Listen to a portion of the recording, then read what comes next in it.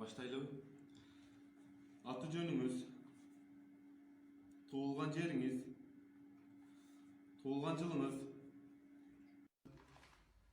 жашаган жериңиз. Муну силер билесиңер да.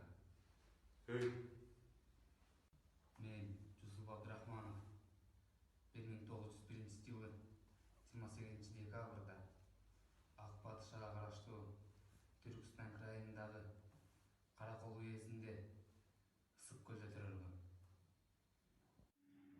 Сиз партияга, Советтер Союзуна каршы экономикалык диверсия жасаганыңызды жашырбайсыздар. Ал кандай диверсия? Экономикалык. Сиз өлкөдө дан жетишпей, кээ бир аймактарда ачарчылык өкүм сүрүп жатканын билип туруп, мамлекеттик фондду таркатып жибергенсиз. Ачарчылык жергиликтүү бийликтер мамлекеттик планды толтуруу максатында байкуш дыйкандардын акыркы мал жандарынан дандарына чейин тартып алган аймактарда гана болгон. Кана, айтыңызчы, сиз башында Алаш Ордо партиясынын мүчөсү болгонсуз. Кийин Социал-Туран партиясынын идеяларын колдоп, Орто Азияны Советтер Союзунан бөлүп алуу максатыңыз.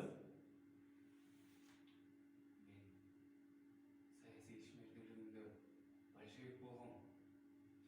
Коюңузчу, сизге карата өз колу менен жазып берген насаатчыңыздын көрсөтмөсүчү. Мен Абдыкерим Сыдыков, Алаш Ордо партиясынын мүчөсү, Социал-Туран партиясынын негиздөөчүсү.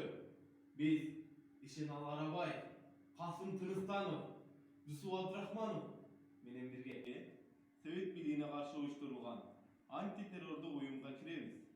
Биздин максат Совет бийлигине каршы туруп жана Кыргыз элин Советтер Союзунан бөлүп, Англиянын көрсөтмөсү менен бирге улуттук буржуазиялык мамлекетти куруу. Анын колу. Бул жалган. Ал мындайды жазмак эмес. Жабагы жалганбы? Бул факт. А бул сиздин эмоцияңыз. Бул факт эмес. Бул силердин сурак методуңардын жыйынтыгы. Сурак бүттү. Бул протоколду окуп чыгып, колуңузду коюңуз. Андан кийин болсо, сиздин тынчыңызга коебуз. Мен Жусуп Абдрахманов. Ооба, мен Түрк Англиянын тынчысымын. Ошондой эле Социал-Туран партиясынын идеяларын колдогом.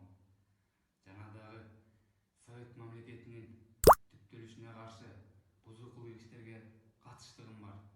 Муну да мойнума алам.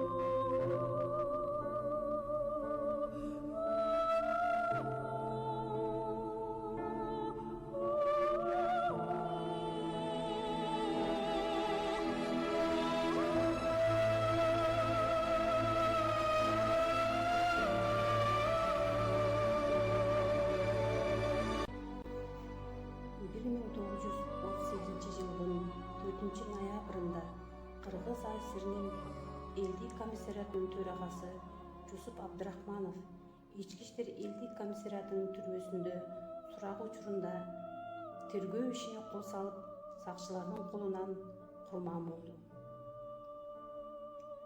Ошол замат шашылыш түрдө 4-5, 6 ноябрдын ичинде Кыргызстандын чарбалык жана партиялык 137 жетекчиси соттолуп, атылып, белгисиз жакка көмүлүп салынды.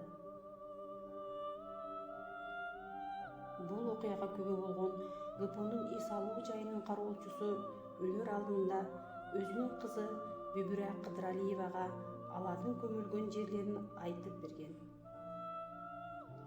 53 жылдан кийин Бүбүрө апанын көрсөтмөсү менен атылгандардын сөөктөрү табылып, жаназа окулуп, топурак салынып, азыркы ата бейит комплексине коюлган.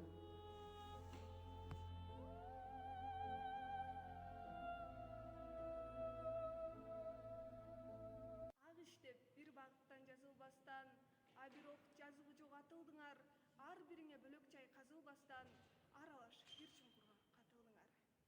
Эртелеп жазгы жок кеткениңди эстешет эли журтуң өтө кейип.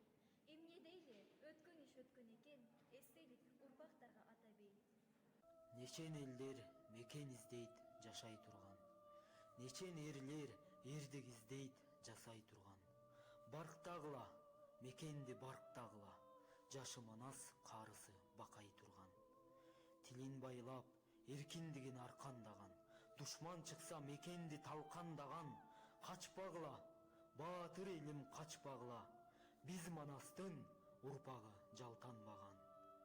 Эне бизди төрөгөн эл үчүн деп, мекен үчүн арнасын сүйүүсүн деп, актагыла, эне сүтүн актагыла, элге уул, мекенге болгула чеп.